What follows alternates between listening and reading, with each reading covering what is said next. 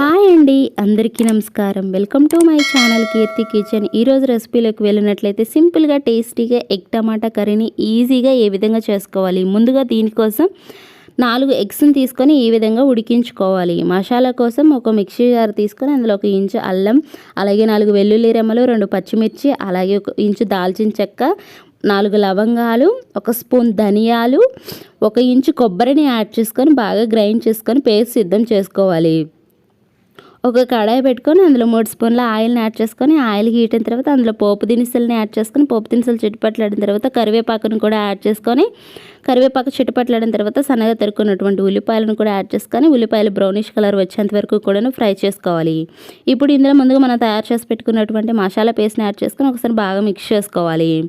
ఈ మసాలా పేస్ట్ పచ్చివాసన పోయేంత వరకు కూడా బాగా ఫ్రై చేసుకున్న తర్వాత సన్నగా తరుక్కున్నటువంటి 5 మీడియం సైజు టమాటాలను యాడ్ చేసుకోవాలి. ఇలా టమాటాలను కూడా యాడ్ చేసుకొని ఒకసారి బాగా మిక్స్ చేసుకోవాలి. ఇలా మిక్స్ చేసుకొని మూత పెట్టుకొని బాగా మగ్గించుకోవాలి.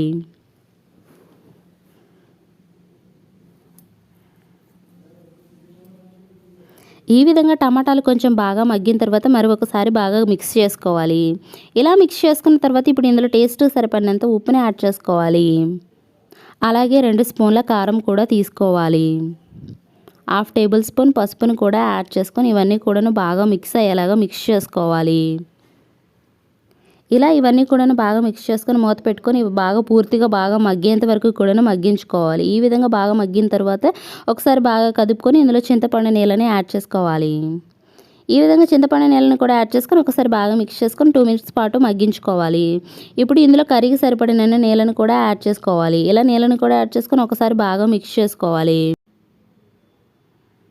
ఇలా మిక్స్ చేసుకొని ఒక పొంగు వచ్చిన తర్వాత ముందుగా ఉడికించుకున్నటువంటి ఎగ్స్కి ఘాట్లు పెట్టుకొని ఇందులో యాడ్ చేసుకోవాలి. ఇలా ఎగ్స్ అన్నిటినీ కూడా యాడ్ చేసుకొని ఒకసారి బాగా మిక్స్ అయ్యేలాగా మిక్స్ చేసుకొని మూత పెట్టుకొని హై ఫ్లేమ్ మీద 5 to 7 మినిట్స్ పాటు ఉడికించుకోవాలి. ఇలా ఉడికించుకున్న తర్వాత ఇప్పుడు ఇందులో 1/2 టేబుల్ స్పూన్ గరం మసాలాను కూడా యాడ్ చేసుకొని ఒకసారి బాగా మిక్స్ చేసుకోవాలి. ఇలా మిక్స్ చేసుకున్న తర్వాత ఇప్పుడు ఇందులో కొత్తిమీరను కూడా యాడ్ చేసుకొని ఒకసారి మిక్స్ చేసుకొని 1 నిమిషం పాటు ఉడికించుకున్నట్లయితే ఎంత టేస్టీగా ఉండేటటువంటి సింపుల్ ఎగ్ టమాటా కర్రీ అనేది తయారవుతుంది. మీకు కనుక ఈ వీడియో నచ్చినట్లయితే మా ఛానల్కి ఒక లైక్ చేయండి, సబ్స్క్రైబ్ చేసుకోండి. థ్యాంక్